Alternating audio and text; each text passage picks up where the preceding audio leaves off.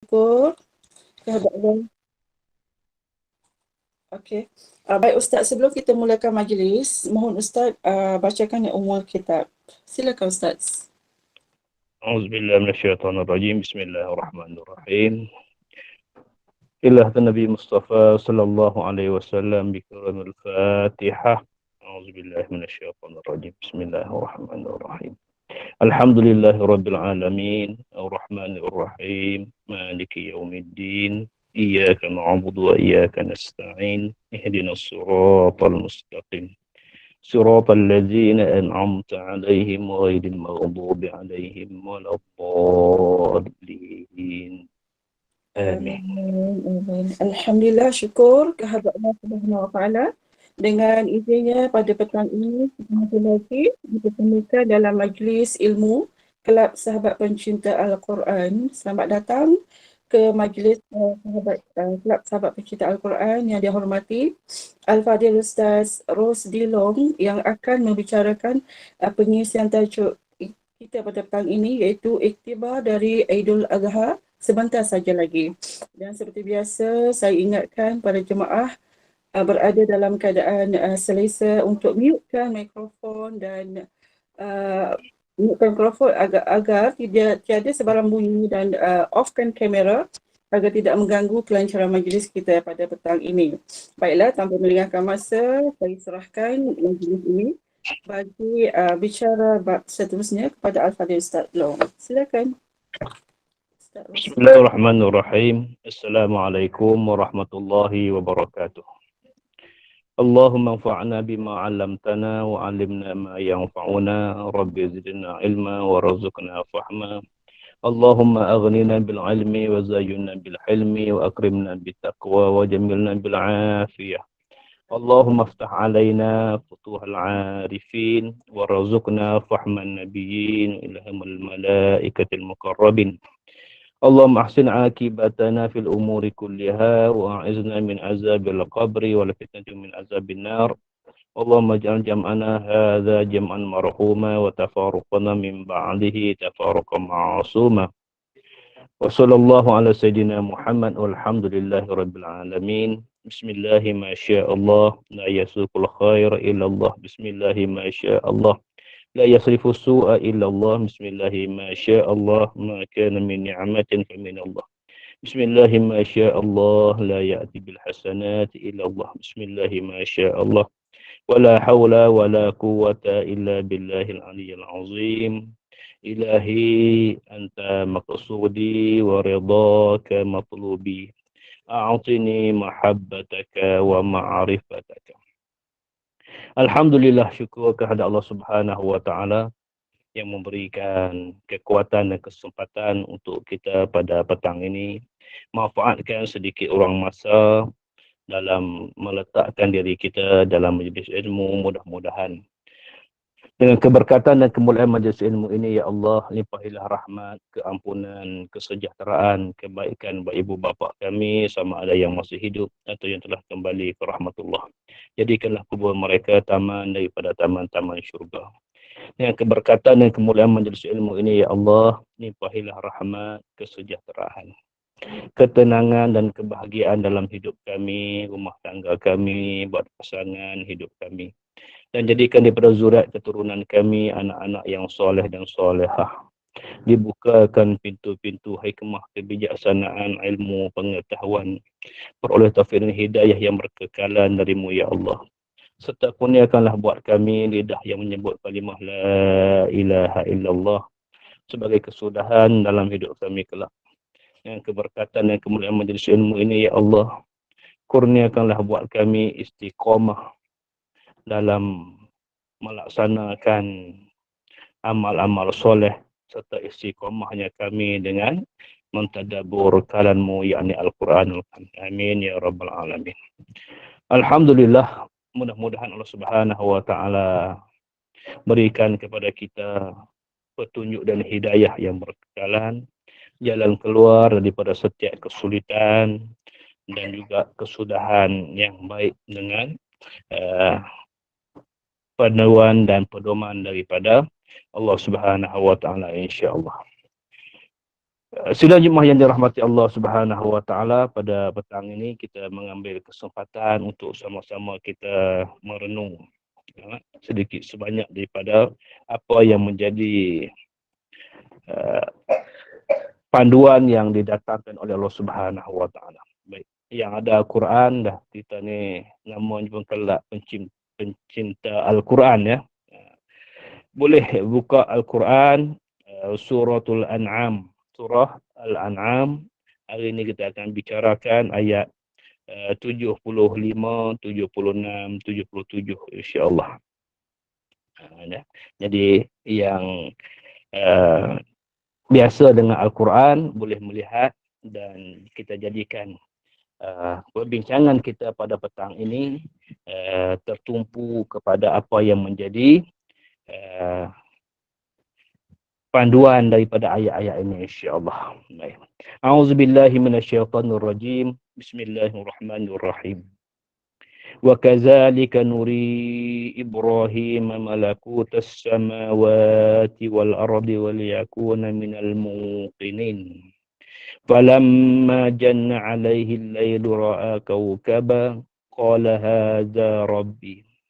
فلما أفل قال لا أحب الآفلين فلما رأى القمر بازغا قال هذا ربي فلما أفل قال لئن لم يهدني ربي لأكونن من القوم الضالين فلما رأى الشمس بازغة قال هذا ربي هذا أكبر فلما أفلت قال يا قوم إني بريء مما تشركون صدق الله العلي العظيم. Sidang jemaah yang dirahmati Allah Subhanahu wa taala, alhamdulillah kita baru sahaja selesai hari ini dah hari Sabtu, Ahad, Sabtu, Ahad, esoknya malam Jumaat, Khamis dan hari Rabu merupakan hari terakhir dalam bilangan hari Tasyrik. Bermakna kita baru selesai menjalani satu ibadah yang didatangkan sempena kita di bulan Zulhijjah, yakni Aidil Adha.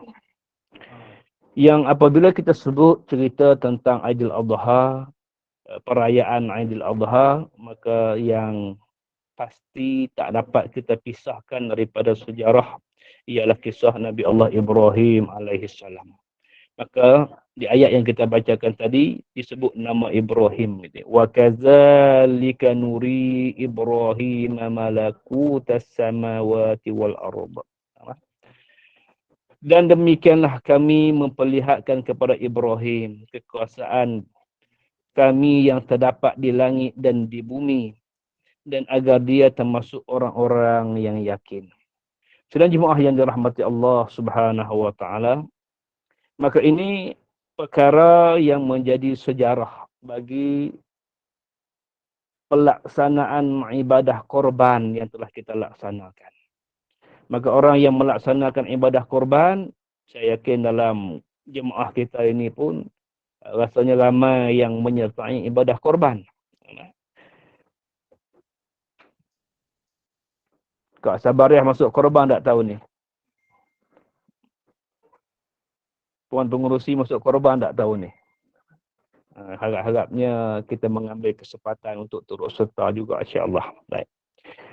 Orang yang melaksanakan ibadah korban, dia seelok-eloknya memahami sejarah ini. Surah daripada suratul An'am ayat 75. Kita mulakan daripada ayat 75 insya-Allah. Baik. Maka diceritakan dalam tafsir, kita boleh rujuk dalam kitab Iqadul Himam, mana menceritakan tentang kisah daripada apa yang diceritakan oleh Allah Subhanahu wa taala. Puan-puan, nama Ibrahim merupakan nama yang kita sebut di dalam setiap kali kita menunaikan ibadah solat. Nabi lain kita tak sebut. Kita sebut nama Rasulullah, Allahumma salli ala Sayyidina Muhammad wa ala ali Sayyidina Muhammad kama sallaita ala Ibrahim wa ala ali Ibrahim. Kita hanya sebut nama baginda Rasulullah sallallahu alaihi wasallam dan kita tak sebut nama-nama rasul-rasul yang lain. Jadi kenapa kita sebut nama Nabi Allah Ibrahim alaihi salam sahaja? Nama-nama yang lain kita tak sebut. Sedangkan mendahului Nabi Allah Ibrahim itu ramai lagi. Kan? Ramai lagi rasul-rasul yang terdahulu daripada Ibrahim. Agak-agak kenapa nama mereka kita tak sebut? Kita sebut baginda Rasulullah sallallahu alaihi wasallam, lepas tu kita sebut Nabi Allah Ibrahim alaihi salam. Siapa yang nak jawab yang itu?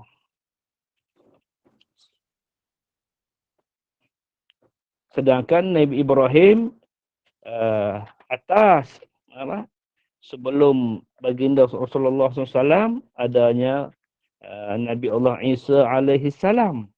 Dalam peristiwa Isra' wal Mi'raj pun yang berbicara dengan baginda ialah Nabi Allah Musa alaihi salam. Sedangkan nama anak Nabi Allah Ibrahim alaihi salam ada dua, Nabi Allah Ishaq dan juga Nabi Allah Ismail alaihi salam. Pun kita tak sebut nama juga. Kan kita sebut nama Nabi Allah Ibrahim alaihi salam. Maka di sana apa hikmah yang ada di sebalik menyebut nama Nabi Allah Ibrahim alaihi salam itu? Yang ni di antara perkara yang perlu kita faham juga, kerana Allah Subhanahu wa taala menyebutkan di dalam Al-Quran menceritakan kisah itu. Rabbi ja'alli lisana sidqin fil akhirin. Wahai Tuhanku, jadikanlah nama aku disebut-sebut oleh umat yang terakhir.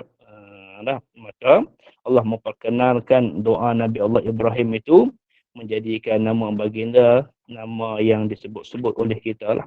Rabbi ja'alli lisana sidqin fil akhirin. Ini membenarkan firman Allah Subhanahu wa taala itu. Baik.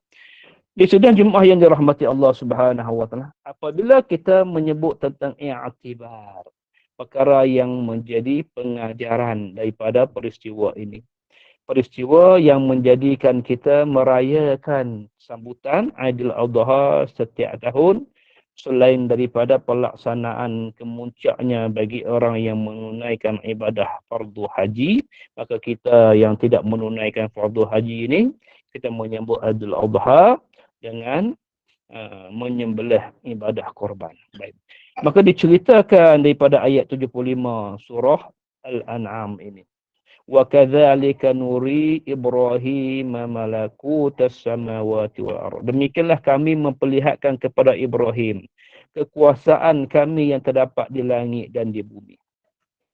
Apa maksud dia? Dalam tafsir diceritakan Nabi Allah Ibrahim alaihi salam ini setiap malam diangkat, dibawa naik ke langit untuk memperlihatkan kebesaran Allah Subhanahu wa taala. Maklumlah sebelum Rasulullah sallallahu alaihi wasallam yang paling mulia di kalangan para rasul adalah Nabi Allah Ibrahim alaihi salam yang disebut sebagai Khalilullah. Khalil, teman rapat, member kamcing yang paling akrab dengan Allah Subhanahu wa taala ialah Nabi Allah Ibrahim alaihi salam. Kalau bahasa kita hari ni orang muda sebut apa? BFF, best friend forever. Betul ke pengusi? Begitu. Maka orang yang menjadi teman rapat, Khalil, yang paling akrab dengan Allah Subhanahu wa taala sebelum Rasulullah SAW dizahirkan dari sudut zahiriyahnya, yakni fizikal tubuh Rasulullah sallallahu alaihi wasallam itu, maka Ibrahimlah yang menjadi orang yang dekat dengan Allah Subhanahu wa taala, sehingga disebut sebagai Khalil, teman akrab. Setiap rasul ada gelaran dia. Ada keutamaannya. Selepas Ibrahim, Nabi Allah Musa alaihi salam, kalimullah. Lepas Musa, Nabi Allah Isa alaihi salam, Ruhullah. Ada ranking-ranking yang tersendiri. Maka didahului oleh Rasul sallallahu alaihi wasallam. Rasulullah, gelaran yang paling agung, gelaran yang paling tinggi ialah Rasulullah. Anak Rasul. Rasul, perutusan Allah Subhanahu wa taala. Bila perutusan Allah Subhanahu wa taala, dia merangkumi seluruh umat, umat manusia, umat di kalangan malaikat, umat di kalangan jin, umat pada tumbuh-tumbuhan dan juga binatang. Semuanya memperakui tentang kerusulan Rasul sallallahu alaihi wasallam, jadilah mereka mukmin. Tak mengakui, jadilah mereka kufur. Di kalangan malaikat yang beriman, jadilah mereka golongan musrifin. Di kalangan manusia yang beriman, jadilah mereka mukallaf, orang yang memikul taklif dan tanggungjawab itu. Di kalangan jin yang beriman, jadilah mereka mukallaf, yang memikul taklif, tanggungjawab. Di kalangan tumbuh-tumbuhan, jadilah mereka ta'zim, beroleh kemuliaan. Kerana wa ma arsalnaka illa rahmatan lil alamin. Tidaklah diutuskan Muhammad itu sejahtera seluruh alam. Alam ini masiwallah, selain daripada Allah Subhanahu wa taala, semuanya disebut alam. Maka perutusan baginda dengan title sebagai Rasul merangkumi segala aspek kehidupan makhluk. Sama ada makhluk itu yang namanya manusia, malaikat, jin dan juga tumbuh-tumbuhan dan haiwan. Innallaha wa malaikatahu yusalluna 'alan nabi. Allah dan malaikat juga bersalawat kepada baginda Rasulullah sallallahu alaihi wasallam. Baik. Maka kedudukan Nabi Allah Ibrahim alaihi salam diberi kemuliaan oleh Allah Subhanahu wa taala, maka setiap malam diperlihatkan kepada Nabi Allah Ibrahim kekuasaan. Diceritakan di antara perkara yang diperlihatkan kepada Nabi Allah Ibrahim ialah diperlihatkan tanda-tanda kebesaran Allah Subhanahu wa taala itu, ialah apa yang menjadi perkara yang menjadi perbuatan umat-umat manusia yang berada di atas muka bumi ini.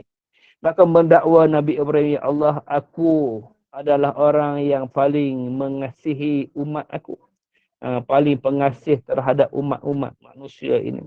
Lalu Allah perlihatkan, wa kadzalika nuri Ibrahim. Diperlihatkan kepada Nabi Allah Ibrahim bagaimana di kalangan manusia ini ada manusia yang melakukan kemaksiatan, melakukan kekufuran terhadap Allah Subhanahu wa taala. Maka apabila Nabi Ibrahim diperlihatkan tentang perkara itu, berkatalah Ibrahim, ya Allah, binasakanlah mereka yang melakukan kemaksiatan itu, ya Allah. Timpakanlah musibah ke atas mereka, kebinasaan kepada mereka kerana mereka melakukan kemaksiatan, melakukan kemungkaran terhadapmu, ya Allah. Itu yang disebutkan perkara yang menjadi kesan apabila diperlihatkan sifat manusia ini yang berbuat maksiat, berbuat jahat ini, maka timbul perasaan marah, perasaan sedih, perasaan kecewa pada diri Nabi Allah Ibrahim alaihissalam. Lantas dia minta Allah membinasakan umat manusia itu. Baik. Maka Allah Subhanahu wa taala berkata apa? Wahai Ibrahim, bukankah mereka yang melakukan kemaksiatan itu juga adalah hamba-hambaku? Ya. Kerana maksiat itu Allah yang datangkan. Orang yang berbuat maksiat itu manusia juga yang menjadi hamba Allah Subhanahu wa taala. Sedangkan aku lebih menyayangi, aku lebih pengasih, lebih penyayang, kata Allah Subhanahu wa taala. Bismillahirrahmanirrahim. Allah Taala itu Maha Pengasih, Maha Penyayang. Lebih kasih sayang Allah Subhanahu wa terhadap makhluknya berbanding kasihnya para rasul terhadap umatnya. Allah lebih pengasih dan penyayang lagi. Maka di antara yang engkau minta aku binasakan, kita akan sampai kepada kisah kenapa Nabi Allah Ibrahim AS diperintahkan melaksanakan ibadah korban ini. Kerana apabila Nabi Allah Ibrahim diperlihatkan tentang kemaksiatan yang dilakukan oleh manusia, maka timbul rasa amarahnya, rasa geramnya dia terhadap ahli maksiat, maka dia minta dibinasakan itu. Lalu Allah Ta'ala kata apa? Lakukanlah sembelihan bagi menebus dosa kamu menghina ahli maksiat itu. Kerana yang buat maksiat itu juga adalah hamba-hambaku. Kemaksiatan itu Allah juga yang lakukan. Kerana tanpa maksiat takkan adanya taubat. Tak akan adanya sifat pengampun Allah Subhanahu wa taala kalau manusia tidak melakukan kemaksiatan. Kita tak kenal Allah yang Maha Pengampun, Allah yang Maha Penyayang. Kita takkan kenal yang itu. Maka sebab itu jangan kita memandang hina kepada orang yang berbuat maksiat. Jangan kita mengutuk, mengata mereka yang melakukan kemaksiatan. Maka Nabi Allah Ibrahim memperlihatkan ibrah yang cukup besar. Apabila dia menghina orang-orang yang melakukan kemaksiatan ini, maka Allah perintahkan, wahai Ibrahim, lakukanlah sembelihan bagi menebus kesalahan kamu. Menghina hamba-hambaku yang melakukan kemaksiatan itu. Ini iktibar yang pertama sidang Jumaat sekalian. Maka Nabi Allah Ibrahim melakukan sembelihan, maka sembelihan yang pertama ni hari raya yang pertama. Disembelihlah seekor unta. Sembelihan seekor unta dilakukan oleh Nabi Allah Ibrahim, bukan berkongsi 7, tidak. Seekor unta disembelih oleh Nabi Allah Ibrahim. Hanya mewakili dirinya sendiri, seekor unta. Lalu pada malamnya Allah berkata, wahai Ibrahim, sembelihan yang engkau lakukan itu tidak mampu menebus kesalahanmu. Yang kau sembelih itu tak mampu menebus kesalahan. Seekor unta tak mampu menebus kesalahan, menghina. Sebab itu, sidang Jumaat sekalian, jika kita ada melakukan dosa, mengumpat, mengata, menghina sesama manusia, maka sudah pasti ibadah korban kita tidak diterima oleh Allah Subhanahu wa taala. Saya ulang lagi sekali. Jika kita melakukan perkara yang menjadi kemaksiatan, menghina, mencerca, mengumpat, fitnah terhadap sesama manusia, maka ibadah korban kita menjadi ibadah korban yang sia-sia. Maka keesokan hari, ini hari tasyrik. Yang pertama, Nabi Allah Ibrahim sembelih pula seekor lembu. Disembelih pula seekor lembu. Lalu malamnya Allah berkata, wahai Ibrahim, sembelihan yang engkau lakukan tidak mampu menembus dosa yang engkau lakukan itu. Lembu seekor pun tak mampu lagi. Unta seekor tak mampu, lembu seekor tak mampu hari kedua. Hari ketiga Nabi Ibrahim sembelih lagi seekor kambing. Maka Allah kata apa? Sembelihan yang engkau lakukan itu tidak mampu menebus kesalahanmu, wahai Ibrahim. Dah 3 kali sembelihan. Maka hari yang keempat, Nabi Ibrahim menyembelih semua ternakannya. Dikorbankan semua ternakannya. Dalam tafsir menyebutkan ada yang mengatakan 100 ekor. Ada yang mengatakan 300 ekor. Ada yang mengatakan lebih hingga 1000 ekor. Maka disembelih semua sekali. Lalu Allah berkata, wahai Ibrahim, sembelihan yang engkau lakukan itu tidak mampu menebus dosamu. Tak mampu juga lagi. Masya Allah. Bagaimana nak menebuskan kesalahan itu? Barulah Allah perintahkan, wahai Ibrahim, sembelihlah anakmu Ismail sebagai penebusnya. Barulah Allah perintahkan sembelihan terhadap Nabi Allah Ismail alaihi salam. Sidang jemaah yang dirahmati Allah Subhanahu wa taala. Berdasarkan setakat ini cerita saya ini, saya nak timbulkan satu persoalan dalam diri kita. Jika kita masih lagi melakukan perkara yang menjadi penghinaan kita terhadap sesama manusia. Kita masih lagi memandang hina kepada orang lain. Kita memandang rendah pada orang lain. Kita mengata, mengumpat pada orang lain. Atas fakta juga keadaan sekalipun. Kita memandang hina kepada orang yang miskin. Kita memandang hina pada orang yang jahil.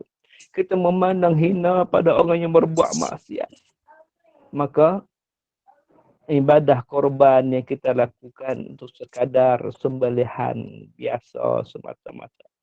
Sebagaimana yang Nabi Ibrahim lakukan itu tidak mampu menebus dosa-dosanya. Maka sebab itu sembelihlah kesombongan yang ada dalam hati kita.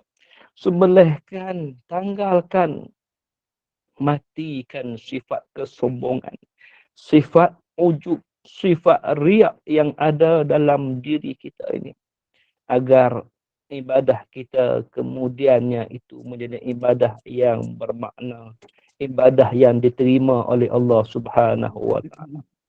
Jangan dibanggakan dengan berapa banyak sembelihan yang kita lakukan, berapa ekor korban yang kita boleh buat, berapa bahagian yang kita masuk.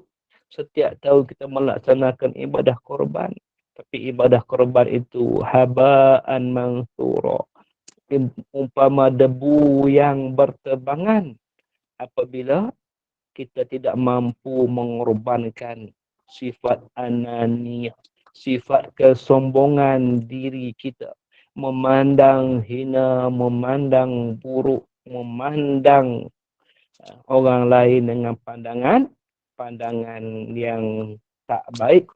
Sebaliknya kita merasa kita yang lebih, kita yang mulia, kita yang hebat.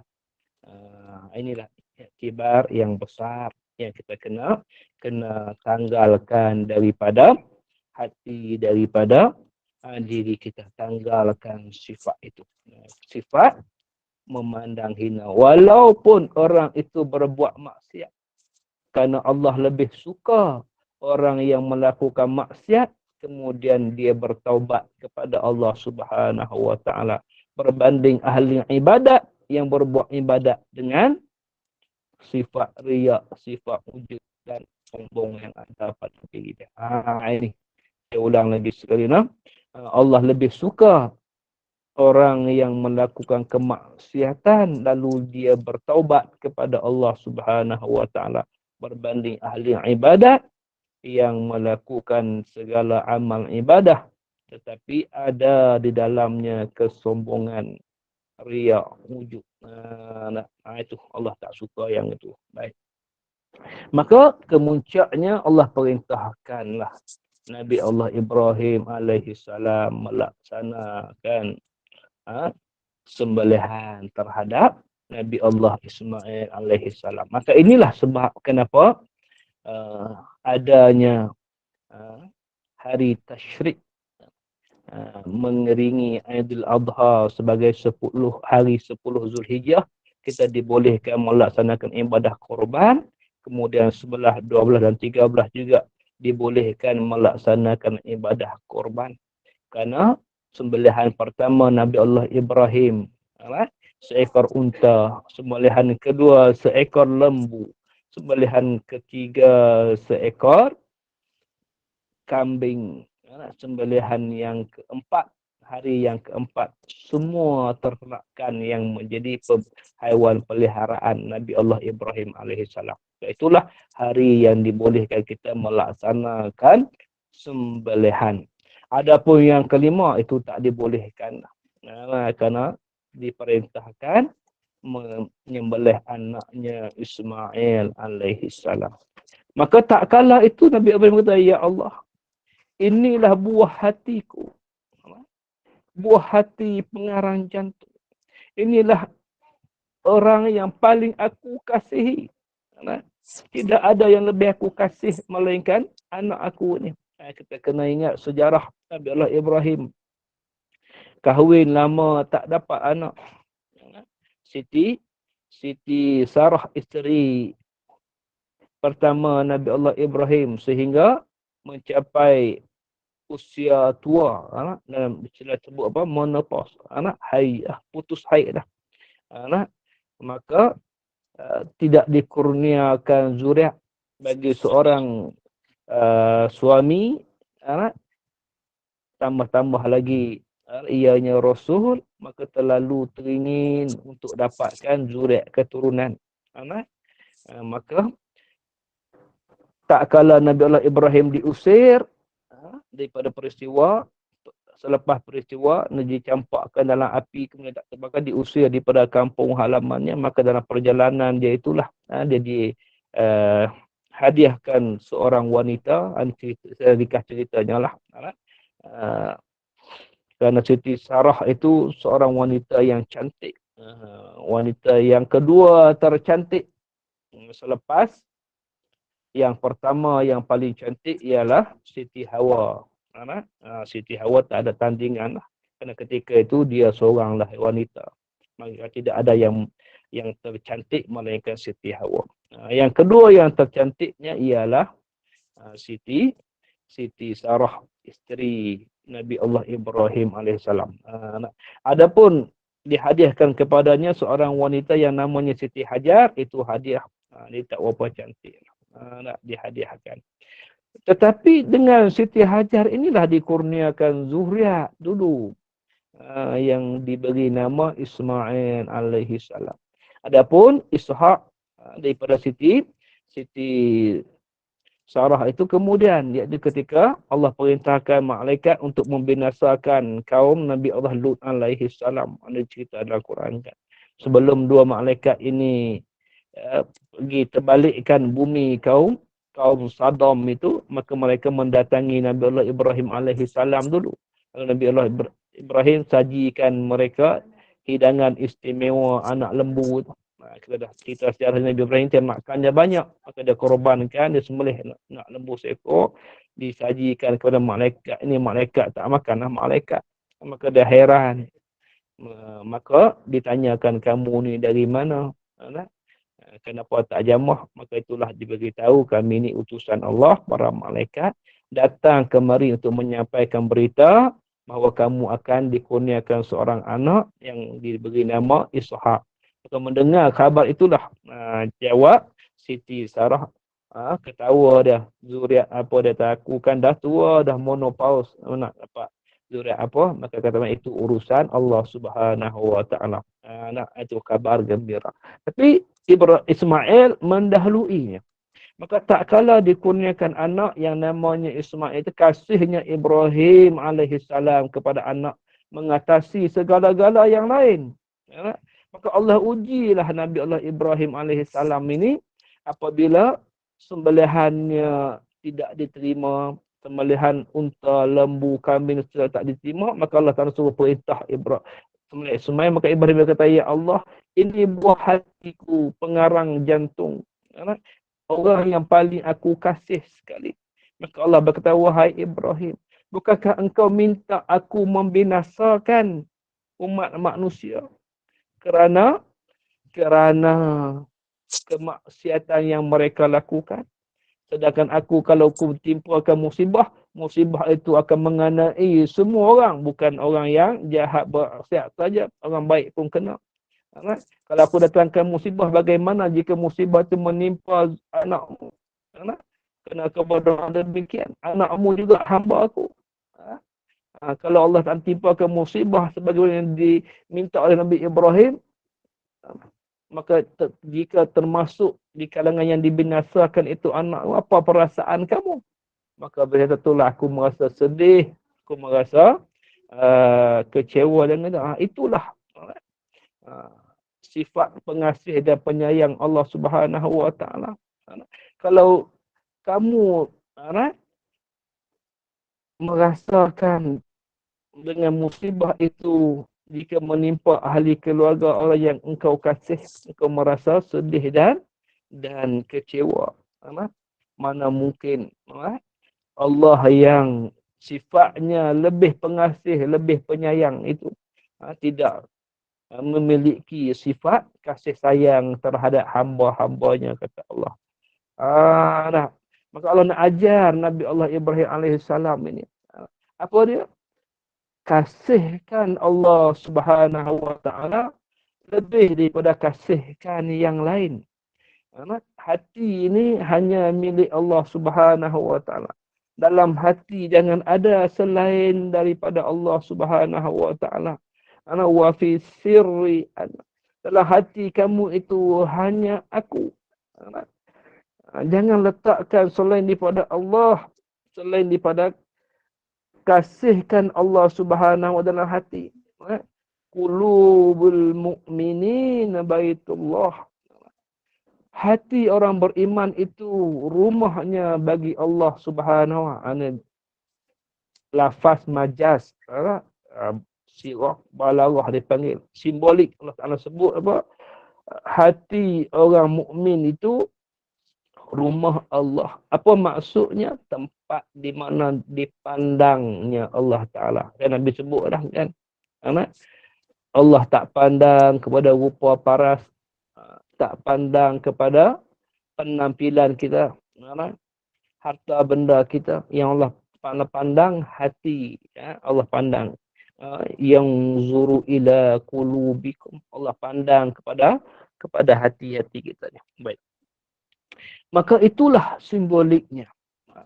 Maka apabila Nabi Ibrahim sanggup melaksanakan perintah Allah Subhanahu Wa Taala itu, maka terzahirlah daripada mulut Nabi Allah Ibrahim alaihissalam kalimah pertama yang disebut oleh manusia, iaitu kalimah Allahu Akbar.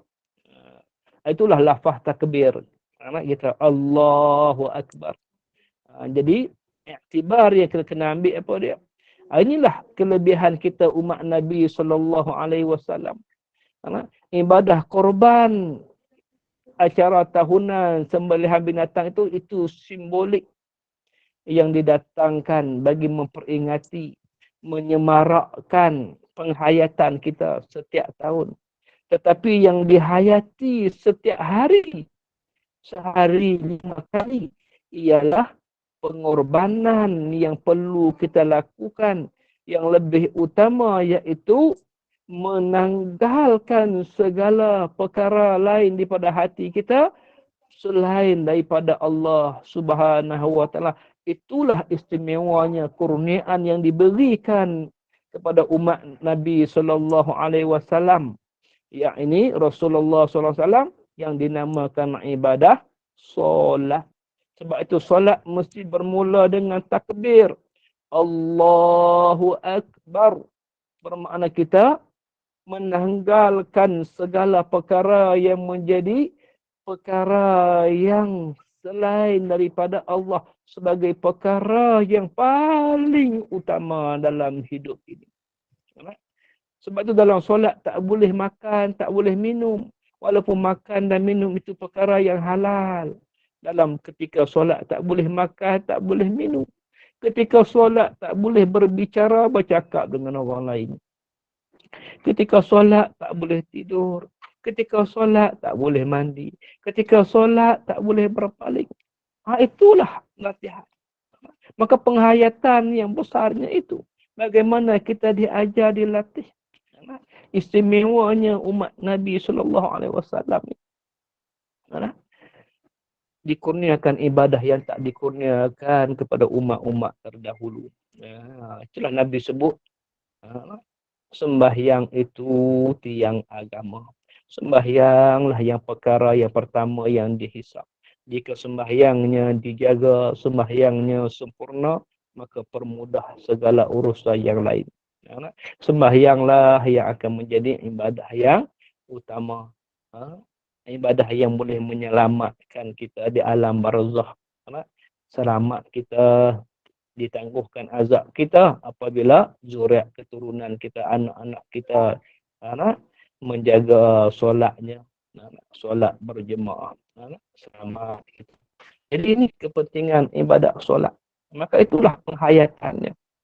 Jadi mulakan dengan itu, barulah diikuti dengan penghayatan yang lebih besar, yang sifatnya jama'i, iaitu Jumaat namanya, seminggu sekali. Yang sifatnya bulanan, datangnya di bulan Ramadan. Yang sifatnya tahunan, yang datangnya pada 10 hari bulan Zulhijjah, iaitu ibadah haji. Dan di dalam ibadah haji itu adanya ibadah korban. Jadi kita bermula dengan latihan itu. Tapi kalau kita tak faham yang kecil ini, kita hanya memandang solat itu sebagai syariat biasa. Tapi kalau kita kenal solat kita, maka bertambah besar penghayatan, iktibarnya terhadap diri kita. Maka itu hakikatnya. Maka ditanggalkan itu, barulah Allah Ta'ala gantikan Ismail dengan seekor kibas, menunjukkan Nabi Ibrahim berjaya membesarkan Allah Subhanahu. Allahu Akbar. Allah lah yang lebih utama berbanding yang lain. Berbanding anak, berbanding isteri, berbanding harta, jawatan, kemuliaan, kedudukan. Semuanya tak dapat mengatasi kedudukan Allahu Akbar. Maka digantikanlah itu oleh Allah Subhanahu dengan seekor kibas. Maka berjaya Nabi Allah Ibrahim menebus itu. Masya Allah, sudah jemaah yang dirahmati Allah. Rentetan dari itulah Allah perintahkanlah Ibrahim dengan Ismail membina Ka'bah, Baitullah. Barulah memberi tanda kejayaan Allah itu berada pada kedudukan yang zahir, simbolik. Baitullah itu simbolik. Yang ada di Mekah itu simbolik. Simbolik kepada kejayaan tadi. Maka Baitullah yang menjadi simbolik pada setiap manusia di mana? Di hati kita. Yang disebut oleh Rasulullah, qulubul mu'minin Baitullah. Hati orang mukmin itu dalamnya itu Baitullah. Apa maknanya? Maknanya apabila kita berjaya mengenepikan segala kepentingan selain daripada Allah tadi, barulah terzahirnya Allah dalam hati kita. Masya Allah. Terzahirnya Baitullah yang dibina oleh Nabi Allah Ibrahim dan Ismail apabila berjaya mengenepikan segala yang lain, yakni membesarkan Allah Subhanahu wa taala sebagai yang paling utama. Itulah hakikat zahirnya Baitullah. Hingga ke hari ini orang pergi haji, pergi umrah, berebut-rebut nak solat di makam belakang makam Ibrahim, nak masuk hijir Ismail, nak berdoa di makam di hijir Ismail dan sebagainya, itu simbolik. Kalau kita faham ceritanya ini. Baik. Itu sejarahnya. Baik. Itu. Masya Allah. Baik. Tengok ayat yang seterusnya. Surah Al-An'am ini. Baik. Falamma janna alaihi al-lailu ra'a kawkaba. Ketika malam bertukar gelap, dia melihat sebuah bintang lalu dia berkata, inilah Tuhanku. Maka ketika bintang itu terbenam, dia berkata, aku tidak suka kepada yang hilang, yang terbenam. Lalu ketika dia melihat bulan terbit, dia berkata, inilah Tuhanku. Tapi ketika bulan itu terbenam, dia berkata, sesungguhnya jika Tuhanku tidak memberi petunjuk kepadaku, pastilah aku termasuk orang-orang yang sesat. Kemudian ketika dia melihat matahari terbit, dia berkata, inilah Tuhanku, ini lebih besar. Tapi ketika matahari terbenam, dia berkata, wahai Tuhan, wahai kaumku, sesungguhnya aku berlepas diri daripada apa yang kamu persekutukan. Nabi Ibrahim hanya mendengar perintah Allah Subhanahu wa taala, berbicara dengan Allah. Suhuf Ibrahim, diberikan suhuf kepada Nabi Ibrahim, tapi bukan dapat melihat Allah Subhanahu wa taala. Tak dapat tengok Allah Subhanahu wa taala. Sebagaimana Nabi Allah Musa juga, takallamallahu Musa taklima. Musa berbicara dengan Allah Subhanahu wa taala. Lalu Musa minta, ya Allah, tunjukkan kepadaku bagaimana zatmu. Maka Allah kata, pandang di bukit situ. Kalau bukit itu diam tak bergerak, maka kamu akan melihat aku. Kalau Allah tajallikan di atas bukit itu, hancur bukit itu. Maka insan Nabi Musa 40 hari. Itu. Maka Nabi Ibrahim berhajat juga untuk dapat melihat. Maka Allah, laisa kamitslihi syai'un, tak serupa dengan sesuatu apapun. Lalu diceritakanlah dalam ayat ini, dilihat bintang, dia lihat bulan, dia lihat matahari. Maka beranggapanlah dia, inilah Tuhan. Tapi bintang hilang. Bulan pula lebih cantik, bulan juga hilang. Matahari lebih besar, matahari juga hilang. Baik. Apa i'tibar daripada tiga simbolik ini? Bintang, bulan dan matahari. Nak cerita apa bintang, bulan dan matahari ini? Ini tengok. Apa persamaan bintang, bulan dan matahari? Persamaannya pada apa? Persamaannya adalah pada bercahaya. Dapat dilihat bintang itu kerana bintang itu bercahaya. Dapat dilihat bulan itu kerana bulan itu bercahaya. Siang hari tak nampak bulan sebab hilang cahayanya. Bulan tak hilang, cahayanya hilang.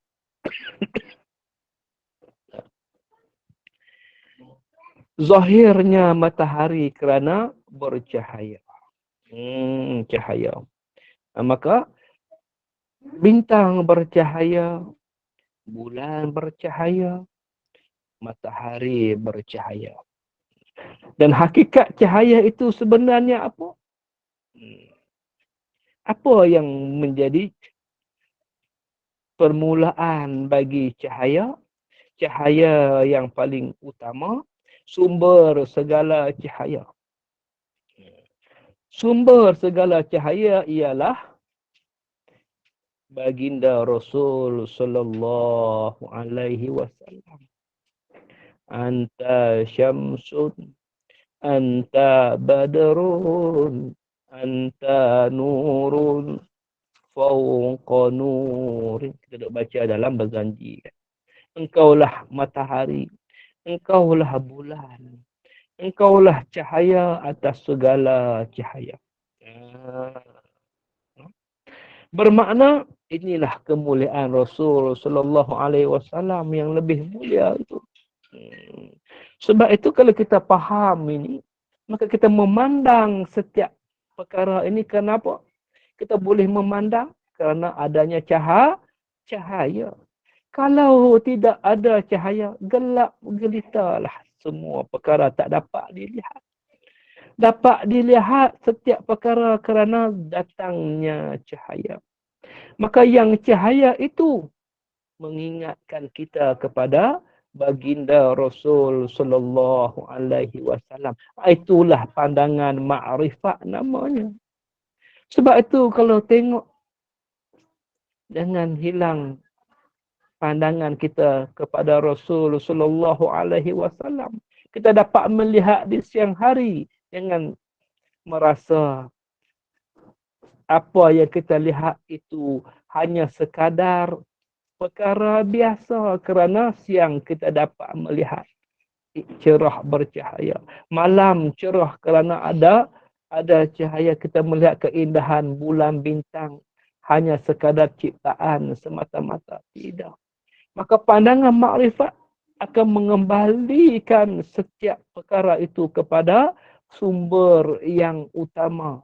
Apa? Nabi ummi, Nabi yang menjadi sumber segala perkara, iaitu Rasul sallallahu alaihi wasallam. Inilah perkara yang menjadi kemuliaan. Barang siapa yang menjadikan hakikat itu terpandangnya setiap perkara, mengingatkan dia kepada Rasul sallallahu alaihi wasallam, maka itulah pandangan secara ma'rifah, kenalnya Rasul sallallahu alaihi wasallam. Sebab itu perhitungan setiap ketetapan mesti dengan melihat itu. Ditetapkan tarikh 1 hari bulan setiap bulan dengan melihat anak bulan. Ditetapkan setiap peristiwa dengan melihat bulan. Nak isytihar raya tengok anak bulan. Nak isytihar puasa tengok anak bulan. Nak isytihar setiap peristiwa wukuf tengok anak bulan. 1 hari bulan jatuh bila. Maka bulan itu bukan dilihat pada zahir itu. Itu zahir. Allah zahirkan. Hakikatnya apa? Rasul sallallahu alaihi wasallam. Yang jika tidak ada Rasul, tidaklah ada segala ketetapan. Tidaklah ada segala syariat. Adanya syariat kerana Rasul sallallahu alaihi wasallam. Maka inilah yang menjadi perkara besar yang kita kena hayati, kena ambil yang baik. Jadi sidang jemaah yang dirahmati Allah Subhanahu wa taala. Itu kita mentadabbur Al-Quran ini. Kita membaca bukan sekadar melihat pada zahir, maka dipandang pada penghayatan.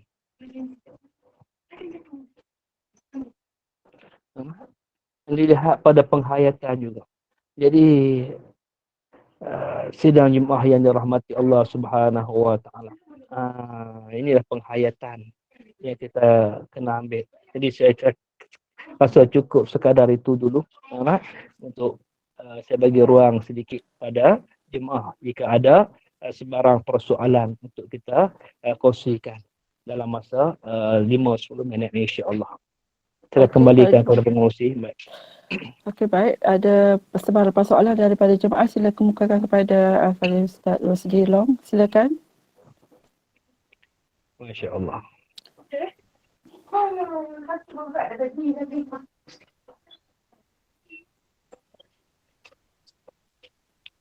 Boleh faham ke cerita saya ni?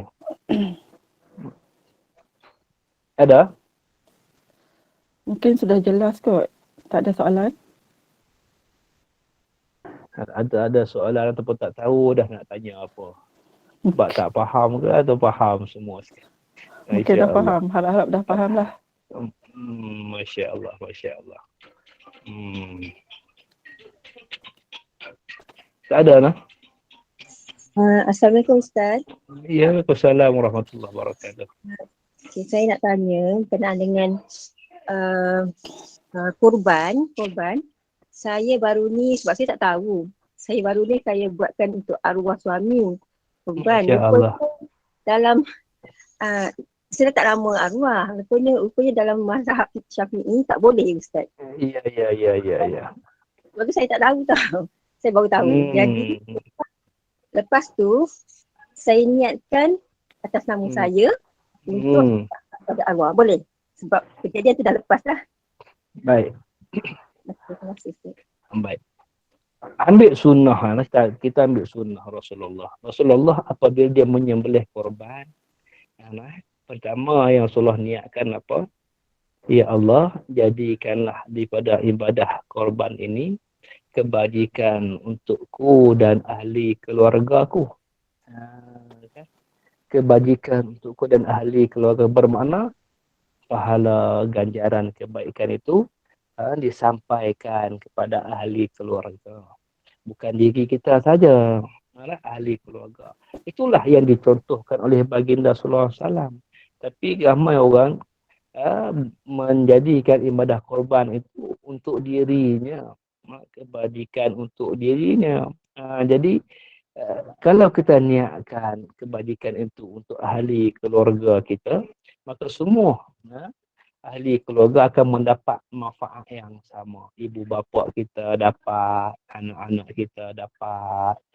Yang menjadi ahli keluarga kita mendapat manfaat itu. Itu yang ditunjukkan oleh Rasulullah SAW. Maka sebab itu, bagi orang yang telah meninggal dunia, dia mendapat kebajikan, mendapat manfaat daripada kebajikan yang dilakukan oleh anak-anak jika anak-anak meniatkan, diniatkan dengan kebajikan itu memberi kebaikan untuk ahli keluarga dia. Jadi itulah yang menjadi sumbangan kita. Jadi insya-Allah tak apa kita niat setiap perkara, wa imma kita bersedekah dengan kebajikan ini memberi kesejahteraan, kebaikan terhadap ahli keluarga aku insya-Allah. Baik. Maka dia dah meninggal dunia tu dia jadi sedekah, tak jadi ibadah itu sebagai ibadah yang dilaksanakan. Baik. Secara tanggungjawab bagi orang yang dah meninggal dunia. Masya-Allah lah. Baik. Okey Ustaz. Ada ya. Saya tanya. Okey, saya baru ni masa raya korban baru ni, saya telah membuat korban seekor kerbau lah untuk anak beranak saya. Masya-Allah. Okey, dan saya sedekahkan, saya ambil sikit untuk sedekahkan kepada fakir dan lebihannya saya sedekah kepada adik saya yang kebetulan nak mengerjakan kahwin anaknya. Macam mana Ustaz? Dia dua perkara yang menjadi ibadat dalam korban. Pertama korban iaitu sembelihan, itu dipanggil korban. Maka setiap sembelihan yang diniatkan pada hari raya dan hari tasyrik itu kerana Allah Ta'ala itu dinamakan ibadah korban. Satu lagi sedekah, yakni daging korban yang telah daripada haiwan yang kita sembelihan itu, apa yang kita jadikan daripada daging korban itu. Itu ibadat yang kedua. Yang pertama korban, ibadat korban itu sembelihan. Daging korban boleh kita makan sendiri, tak jadi sunnah. Bukan sunnahnya. Tapi salah tak salah, tak afdal. Boleh dimasak, kemudian jamu orang makan, itu pun sedekah juga. Tapi kurang afdal juga. Tapi sedekah, beri makan.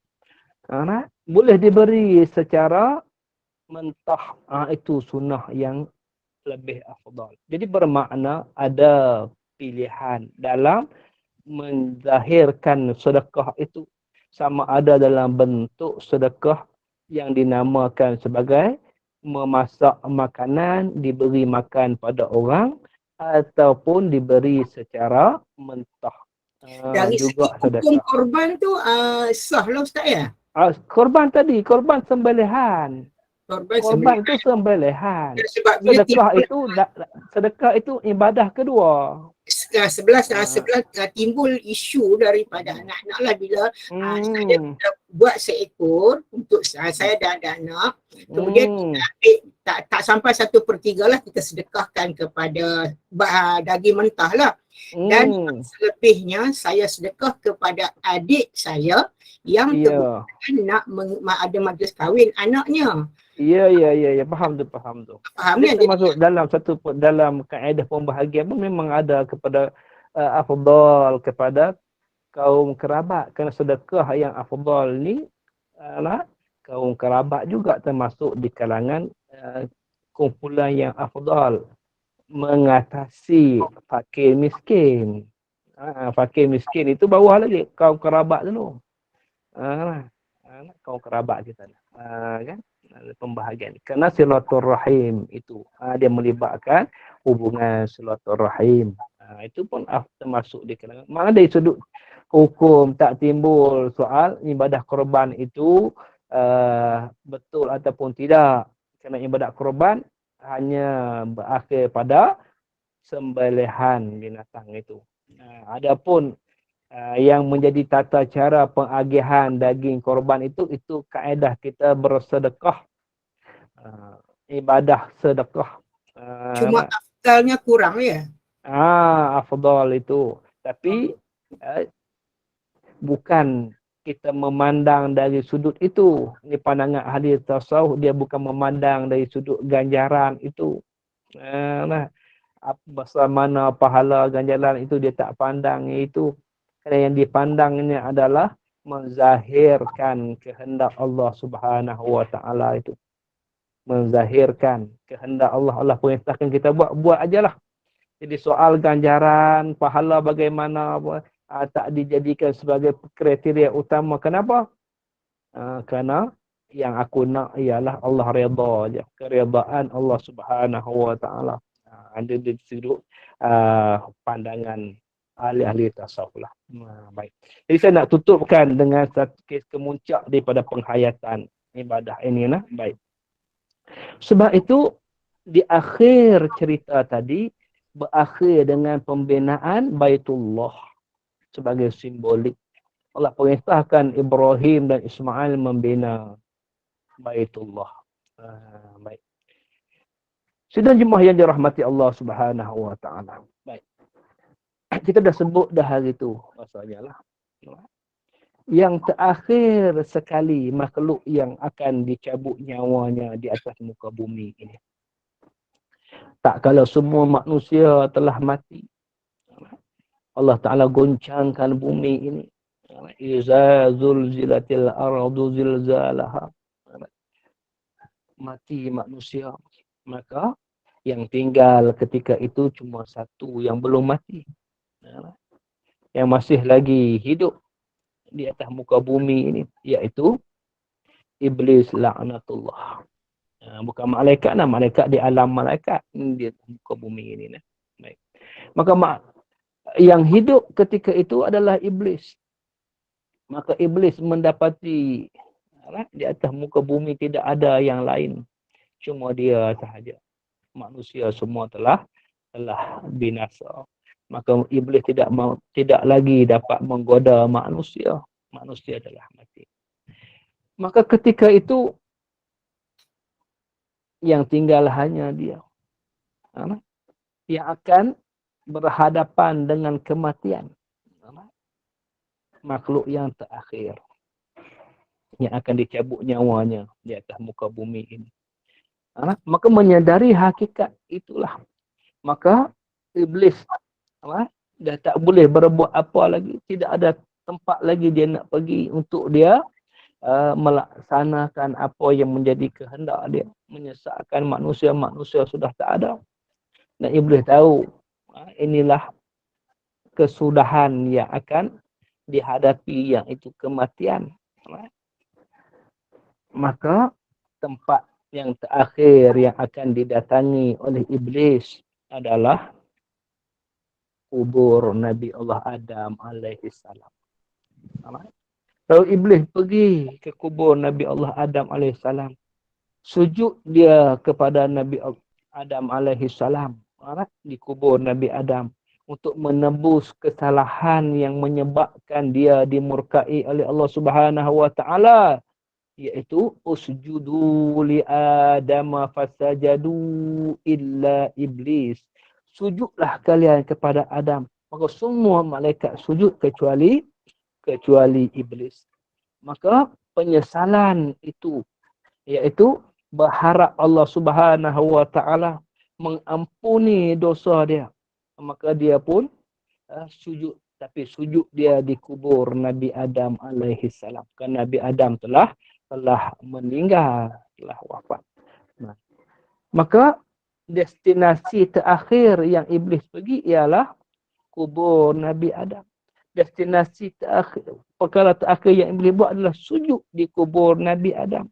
Dan iblis dicabut nyawanya di saat dia sujud di kubur Nabi Adam alaihi salam. Baik. Maka di mana kubur Nabi Adam ini? Maka para ulama menyebutkan apa kubur Nabi Adam di mana? Tak Mai? Baitullah. Masya Allah. Ini yang paling penting. Sebab itu jangan ada dalam hati kita jalanan iblis ini. Apa dia? Pergi ke Mekah. Sujud di Baitullah mengharapkan keampunan daripada Allah Subhanahu wa taala. Itulah tipu daya terakhir iblis. Keampunan Allah tidak bertempat. Keampunan Allah tidak bermasa. Di mana pun Allah kata aku jadikan di atas muka bumi ini tempat sujud dari umat Muhammad. Di mana pun dia memohon keampunan, maka Allah mengampunkan dosanya. Tapi berapa ramai manusia yang mengikut jalanan iblis. Iblis belum buat lagi. Tapi dia dah tengok manusia berebut-rebut. Bangga boleh pergi ke Mekah. Bangga boleh masuk hijab Ismail berdoa di Multazam, berdoa di Maqam Ibrahim. Yang terzahir di hatinya ialah kebesaran Kaabah. Yang terzahir di hatinya ialah kemuliaan Kaabah. Hilang Allah Subhanahu wa taala. Maka itulah jalanan tipu daya iblis. Ini ibrah yang penting. Kaabah adalah simbolik sahaja. Yang menjadi tempat zahirnya Allah dalam hati kita. Allah Subhanahu wa taala bukan Kaabah. Kaabah itu makhluk. Kaabah itu makhluk. Tapi apabila kita tidak memahami ini, berapa ramai manusia yang sujud mengharapkan keampunan daripada Allah. Menangis-nangis di sisi Kaabah. Berdoa di sisi Kaabah. Tersenyum iblis. Bangga iblis. Manusia mendahului aku dalam melaksanakan jalan itu. Ini i'tibar paling besar. Supaya kita memandang penghayatan jalanan ini dengan pandangan yang ada padanya ma'rifah, yang ada padanya hakikat dalam setiap amal ibadah kita. Sebab itu sidang jemaah sekalian, i'tibar ini, ibrah ini merupakan sesuatu yang sangat-sangat penting untuk dihayati oleh kita. Mudah-mudahan Allah Subhanahu wa taala bantu kita dalam penghayatan ibadah ini. Dan kita menjadikan yang terzahir pada hati kita adalah Allah Subhanahu wa taala, bukan makhluk. Bukan makhluk. Yang terzahir pada kita adalah Allah. Kaabah itu hanya simbolik kepada wahdaniyah. Keesaan yang menjadi tempat tumpu segala makhluk hanya Allah Subhanahu wa taala. Yang tidak ada lain yang sifatnya wahdaniyah. Wahid yang satu. Yakni Allah Subhanahu wa taala. Maka tertumpu kepada arah yang satu. Yakni menghadap seluruh makhluk kepada satu arah. Yakni Allah Subhanahu wa taala. Hati yang menghadap Allah. Adapun Kaabah hanyalah simbolik kepada kesatuan. Mudah-mudahan apa yang kita kongsikan pada petang ini memberi penghayatan i'tibar ibrah untuk dihayati oleh kita semua. Wallahu a'lam. Saya serahkan kembali kepada pengerusi. Alhamdulillah, jazakallahu khair. Dan terima kasih Al-Fadhil Ustaz Rosli Long di atas perkongsian ilmu buat kita semua melalui iktibar dari Aidil Adha untuk dijadikan pedoman dan pengajaran dalam kehidupan kita melalui pengorbanan yang dilakukan oleh Nabi Ibrahim AS. Dan ucapan terima kasih juga kepada para jemaah yang sudi luangkan masa hingga ke akhir majlis ini. dan teruskanlah berada dalam medan ilmu dengan pengisian program yang akan menyusul seterusnya pada jam 5.30 petang ini yang disediakan oleh pihak Kelab Sahabat Pecinta Al-Quran. Bagi menangguhkan majlis ini, dipersilakan Al-Fadhil Ustaz Rosdi Long menutup dengan tasbih kafarah dan surah Al-Asr. Silakan Ustaz.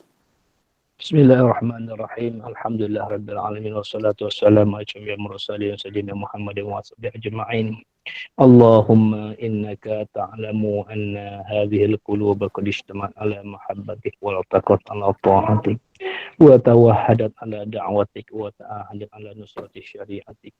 Fawastaqillahumma rabitataha wa adimuddaha wahdiha subulaha واملأها بنورك الذي لا يهبو واشرح صدورها بفضل الإيمان بك وجميل التوكل عليك وهيها بمعرفتك وأمسها على الشهادة في سبيلك إنك نعم المولى ونعم النصير. اللهم اختم لنا يا الله بحسن الخاتمة ولا تختم علينا بسوء الخاتمة. اللهم ارحمنا بالقرآن واجعله لنا إماما ونورا وهدى ورحمة.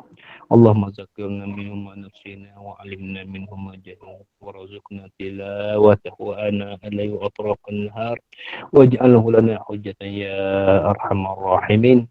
وصلى الله على سيدنا محمد والحمد لله رب العالمين. أقول قولي هذا أستغفر الله لي ولكم ولسائر المسلمين والmuslimat fastaghfiruh innahu ghafurur rahim.